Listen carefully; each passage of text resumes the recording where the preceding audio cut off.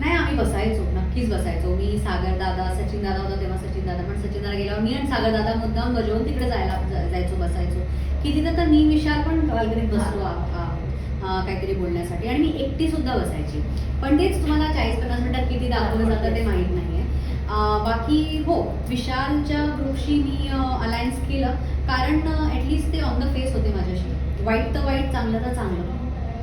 आणि विशालने मला एकदाही नॉमिनेट केलं नव्हतं. विशालने मला पुष्कळशा टास्कमध्ये सपोर्ट पण केला होता. आणि वर्सेस जो दुसरा ग्रुप होता ते तोंडावर काही आणि पाठीमागे काही असं चाललं होतं माझ्यासाठी. तर मला त्यांच्यावर विश्वास बसवणं खूप कठीण होतं. विशालने पण माझ्या विश्वासाचा फायदा उचलला, पण त्याची ती एकच चूक त्यांनी एवढ्या दिवसांमध्ये केली. त्याशिवाय त्यांनी नेहमी मला सपोर्टच केले.